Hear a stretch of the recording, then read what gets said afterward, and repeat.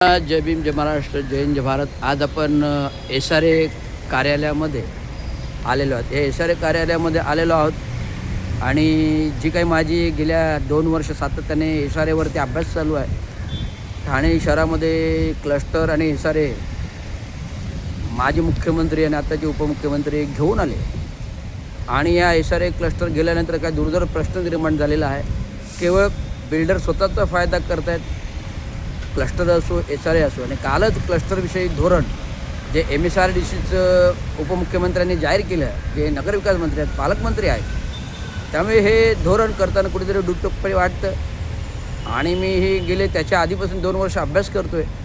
SRA आणि cluster यांची ध्येय धोरणं काय आहेत, यांची ध्येय धोरणं करत असताना केवळ विकासकांना फायदा मिळतो आहे, गोरगरिबांच्या घरांना फायदा मिळत नाही.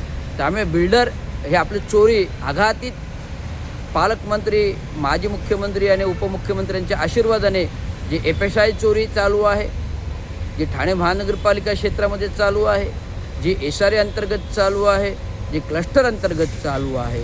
आणि ह्यांच्यामध्ये एक महत्त्वाची म्हणजे हिडन अशी भ्रष्टाचार कमिटी आहे. हिडन भ्रष्टाचार कमिटी म्हणजे त्याच्यामध्ये मुख्यतः उपमुख्यमंत्री एकनाथराव शिंदे आहेत. या हिडन कमिटीमध्ये आशर आहेत आणि TUMC हे नाव 3दा घेतलं. एक संजय देशमुख, एक उपअभियंता ठाणे महानगरपालिकेतला, याने VRS घेतल्यानंतर आशरबरोबर काम करता आशरबरोबर विविध विकासकांचे संगनमत करून मग क्लस्टर असेल, SRA असेल, मोठा स्कॅम केलेला आहे. आणि हा स्कॅम आहे ना, हे 3 चौकडेने त्रिशूलाने करत आहेत. मग ते एकनाथराव शिंदे आहेत, मग ते आशर बिल्डर्स आहेत, आणि मग संजय देशमुख TUMC कंपनी ही बोगस कंपनी आहे.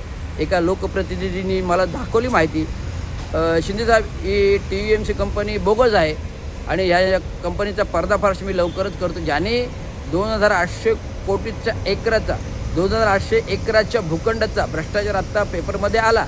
कालच महानगरपालिकेच्या शहर विकासाला आग लागली. त्यामुळे हे काही संशयास्पद गोष्टी आज क्लस्टर असो, SRA असो किंवा ठाणे महानगरपालिकेचं TDO डिपार्टमेंट असो, शहराचं शहरीकरण करण्यात जे काही डेव्हलपमेंट FSIची चोरी होते ते ह्यामार्फत कशी काय होते याचा अभ्यास काही महत्त्वाचे व्यक्ती, मी सेवानिवृत्त कार्यकारी अभियंता आहे, कार्यकारी अभियंता असताना जे काही चुकीच्या नियमबाह्य गोष्टी होतात त्याच्यावर मी आवाज उठवतो आणि अभ्यासपूर्वक बोलतो. त्यामुळे मागचं 3 तारखेला मी उपोषण केलं. जे 30 प्रश्न आहेत, 30 आंदोलन. आता या SRAवरती एक कारकून महिला सक्षम प्राधिकरण म्हणून SRAवरती काम करते. तिच्याकडे नाही कुठली विद्वत्ता, ती नाही आर्किटेक्ट, ती नाही IAS MPS अधिकारी, ती नाही सिव्हिल इंजिनियर आहे, ना कुठली आर्किटेक्ट आहे. तिची नियुक्ती केली आहे. ही नियुक्ती कशी काय झाली, शासनाने नियुक्ती कशी काय दिली, हा प्रश्न मी शासनाकडे जाऊन विचारला. ते म्हणाले तुमचा महानगरपालिकेने आमच्याकडे अहवाल पाठवला, त्या अनुषंगिक आम्ही दिला. जर ती कुठलीही उपायुक्त दर्जाची अधिकारीच नाही, हे चुकीचं उपायुक्त पद आहे आणि SRA कक्ष प्रमुख पण आहेत. तो 30 तारखेच्या 3 तारखेच्या या उपोषणाच्या आंदोलनामध्ये हा प्रश्न आहे. आता प्रशासनाबरोबर माझी लवकरच मिटिंग आहे.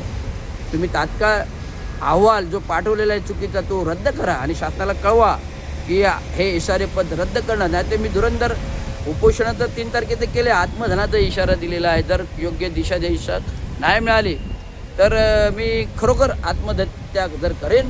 जर शासन, संविधान आहे, घटना आहे आणि चुकीचं जर काम होत असेल, शासन नियमावली डावलून जर काम होत असेल, सेवा शर्ती नियमावली जर डावलून काम होत असेल, SR S रविराज रवींद्र तांगोळ शिंदे अध्यक्ष, महाराष्ट्र ऑल इंडिया कामगार संघ, महाराष्ट्र म्युनिसिपल कर्मचारी युनियन, हा कायद्याने भांडतो, हा संविधानाने भांडतो. जर